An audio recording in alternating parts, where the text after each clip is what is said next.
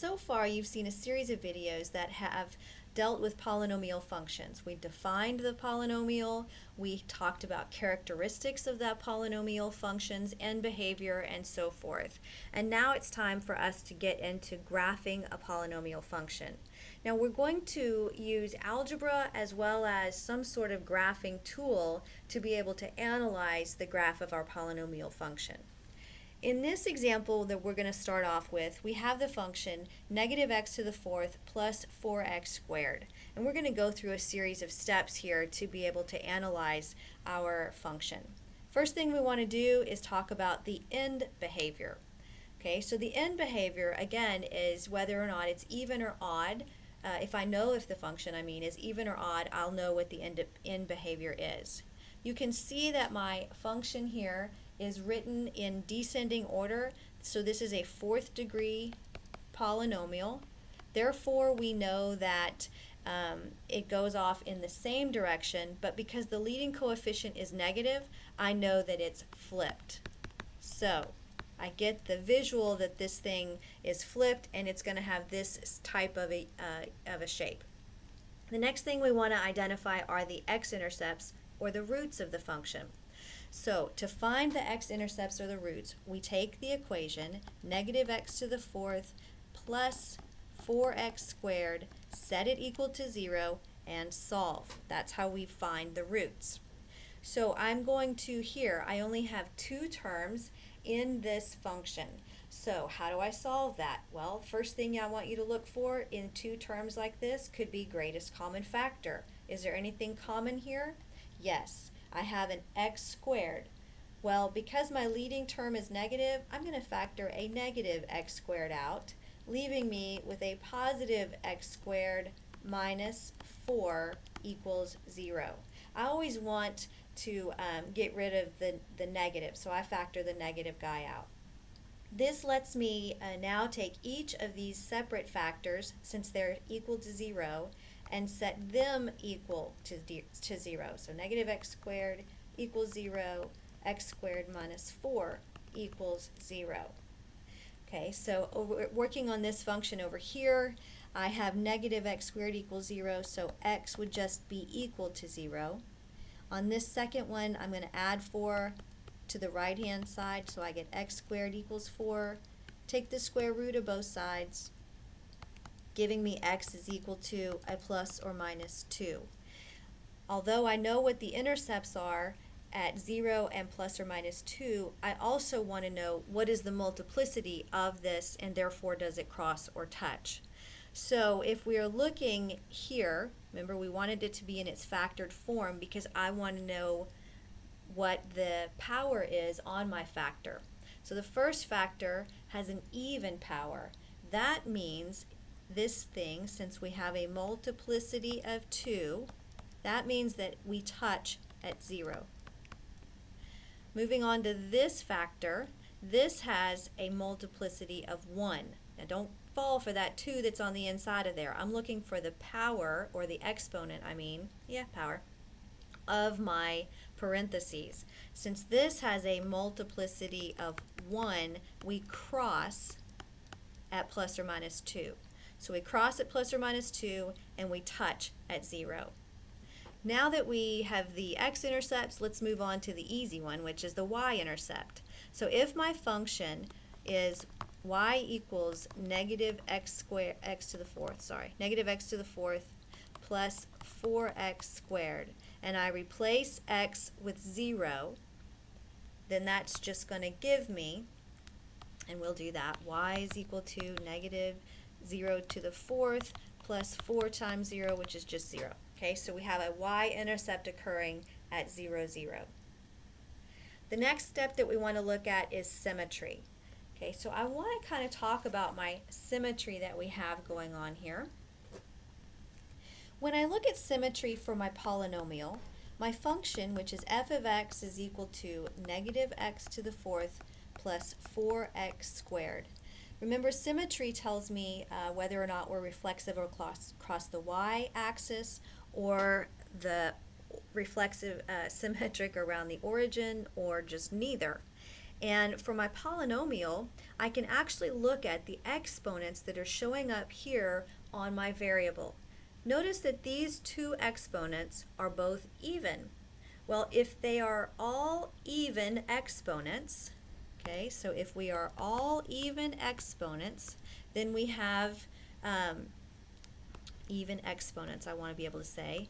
If we have all even exponents, then this is an even function and would therefore be symmetric about the y-axis. Okay, so that means that it would fold across the y-axis and be symmetric.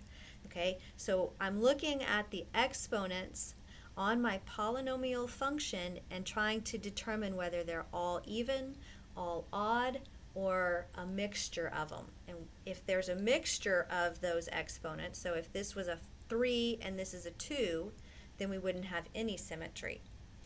If they were all odd exponents, then we would have odd symmetry.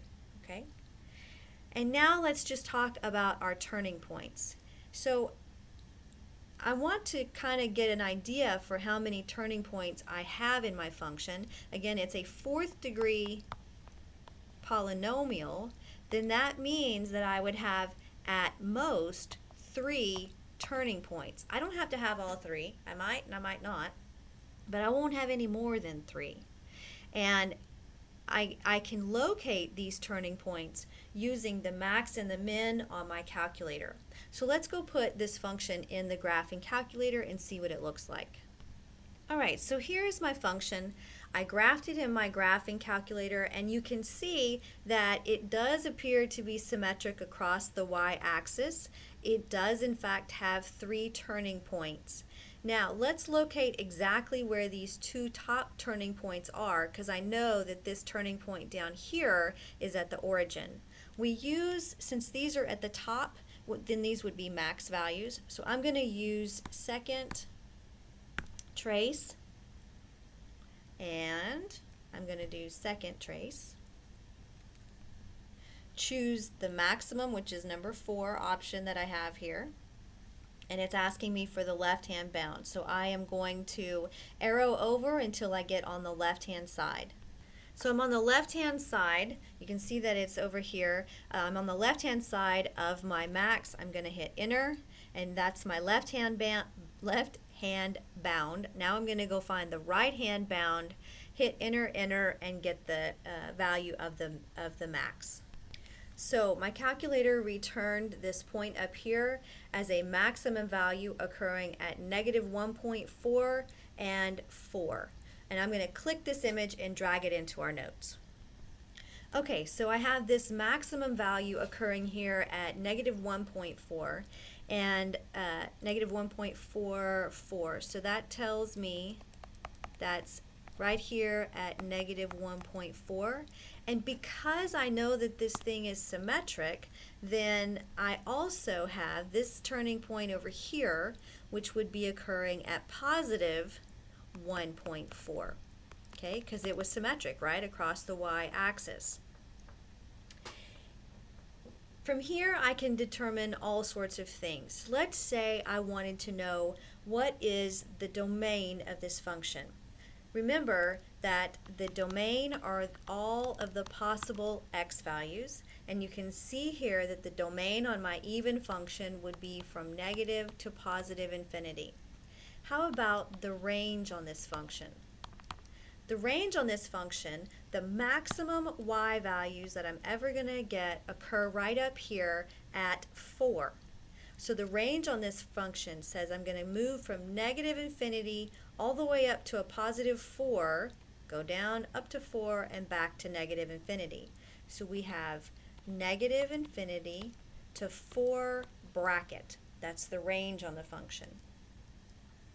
Another thing I could ask you about this function is increasing versus decreasing. Okay, so where is the function increasing and where is the function decreasing? We can see that the function is coming up from the bottom here. So it's increasing up until the turning point, then it decreases, changes again, increases, changes again, decreasing. Now, we are decreasing, in other words, all the way to right here, which lines up with the 1.4 on the x-axis. We are not decreasing, we're increasing. We're increasing, I mean to say, all the way up to that point. We are increasing again in this next section of the graph. We are decreasing from that point down to the origin. So we are decreasing within that section of the graph and decreasing again as we move off to infinity. When we write increasing versus decreasing, we always write it in terms of the x-axis. So our function is increasing from negative infinity to negative 1.4, and it is increasing again from 0 to positive 1.4. Now the function is decreasing from negative 1.4 to 0, negative 1.4 to 0, and we are decreasing from 1.4 to positive infinity. So we're writing it in terms of the interval along the x-axis, and that's how we would look at increasing and decreasing of the function of the polynomial that we just graphed.